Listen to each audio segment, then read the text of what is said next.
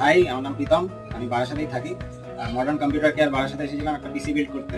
একদম যেটা best rig হয় সেটাই বানিয়ে দিয়েছে।